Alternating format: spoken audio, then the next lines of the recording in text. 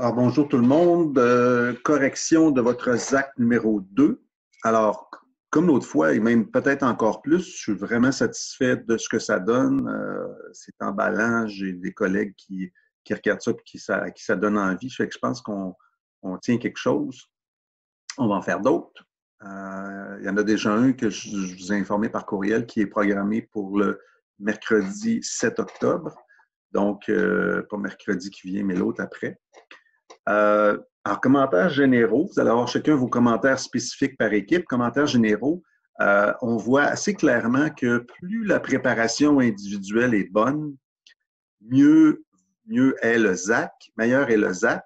Et même ce que certains ont ajouté, il y a au moins 2 équipes où je peux clairement voir qu'il y a une préparation collective. C'est-à-dire les gens se sont fait un pré-ZAC, se sont rencontrés ou se sont parlé avant, ou ils ont commencé leur Zoom sans l'enregistrer, en s'en parlant, puis après ça, ils l'ont enregistré, puis ça paraît. Ça paraît dans le niveau, dans la qualité des discussions, puis du ZAC en général. Il y a aussi dans les échanges, dans les interventions de chacun, on sent des niveaux de maturation différents. Alors, il y en a clairement, bon, tout le monde a fait l'effort de repérer dans les textes que j'ai donnés les éléments, les 3 éléments qu'on voulait, la définition, le schéma conceptuel et les variables. Il y en a d'autres qui ont cherché dans d'autres textes. Bravo. Il y en a d'autres qui, donc, une fois qu'on a repéré, on répète, on copie, on place directement dans un document. Certains ont fait des PowerPoint. Il y en a d'autres qui se sont appropriés les choses, donc ils ont transformé un peu, qu'ils ont situé, puis il y en a d'autres carrément qui ont créé des trucs. Alors, c'est des niveaux d'engagement ou de maturation par rapport à la matière, évidemment, plus on va loin, mieux c'est. Alors, bravo pour ça. Maintenant, on va regarder, on va examiner certains bouts de ZAC pour revenir sur des éléments. Donc, d'abord, la définition. Il faut dire, la définition et les variables, il n'y a pas vraiment de problème. On va s'en tirer. On a tout ce qu'il faut. Je pense que la plupart des gens ont bien compris tous les éléments proposés. C'est évidemment sur le schéma de concept ou la déclinaison que là, il y a des problèmes. Moi, je prétends depuis très longtemps, je suis coordonnateur de ce cours-là depuis presque 10 ans, et moi, je prétends qu'à 17-18 ans, deuxième année de sciences humaines, on n'est pas capable de faire ça tout seul.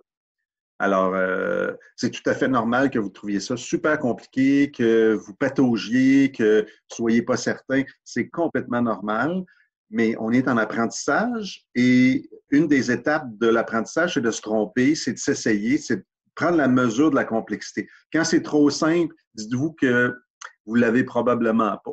Donc, c'est pas ça. Puis même moi, là, je veux dire, je fais ça depuis des années.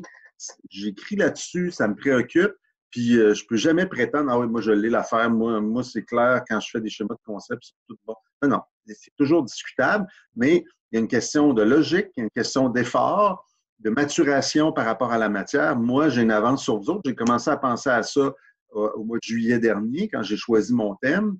J'ai commencé à lire, à faire de la recherche, fait que ça paraît. J'ai pas mal d'avance sur vous autres.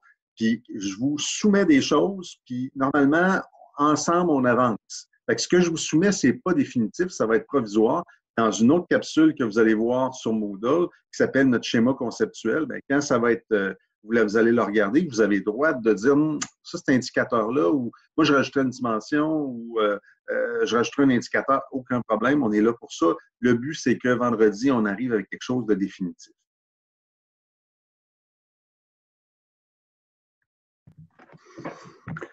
Bon, alors pour les définitions, on a quand même, vous avez quand même bien travaillé. Vous avez retrouvé 5 définitions différentes dans les ZAC. Donc, il y en a quelques-unes qui se répétaient à travers le groupe. Et ben, il y a une nuance importante, petit partage d'écran sur, j'en ai parlé dans la capsule sur le schéma de concept. Entre l'intention et l'action. Alors, on écoute ça. Ma deuxième dimension, c'est les intentions des actions.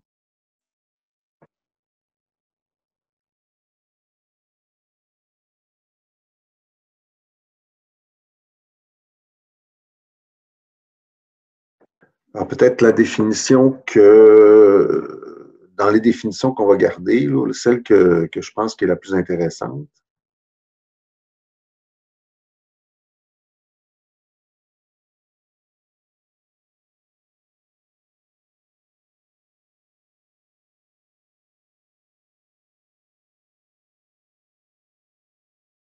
alors, dans une autre équipe, on a poussé ça un petit peu plus loin, puis on ajoute une composante intéressante.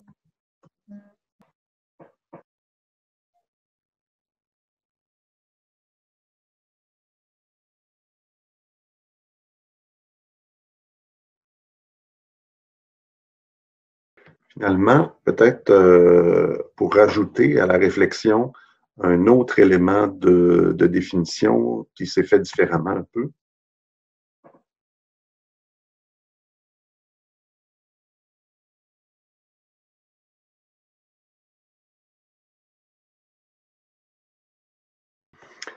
Donc, avec ces éléments de définition-là, vous allez pouvoir regarder le schéma de concept que j'ai proposé et peut-être ajouter soit des dimensions, des indicateurs ou revoir ça complètement. Je vous l'ai dit, le schéma de concept qui est provisoire.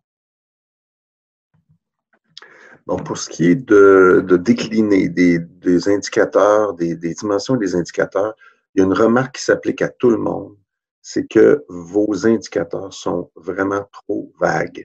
C'est pas directement mesurable. Je vais vous donner des exemples, mais clairement, on ne peut pas utiliser ça. Il faudrait continuer à décliner, soit utiliser des sous-dimensions, comme je l'ai fait avant, ou travailler autrement.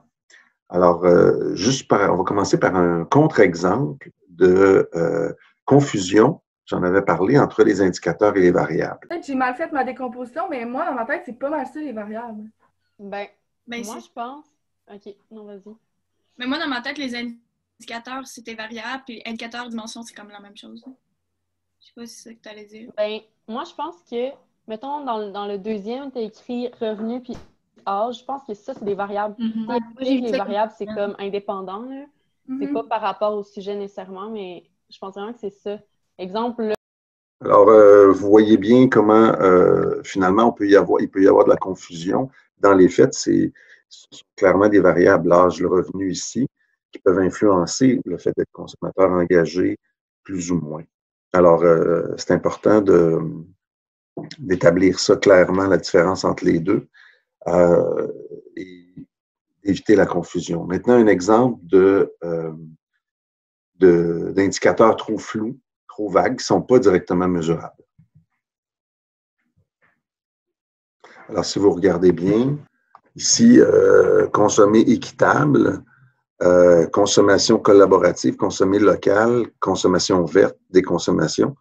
Comment on va mesurer ça? Ça supposerait encore une déclinaison, peut-être des dimensions et des indicateurs pour chacun.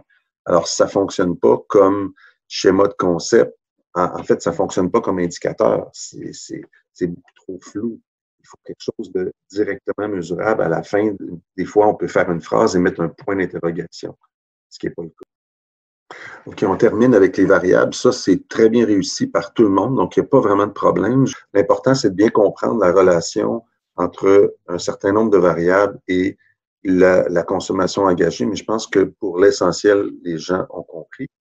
Alors, voici maintenant, on va s'attaquer au schéma conceptuel. Vous pouvez y retourner et faire vos commentaires, ajouter, retirer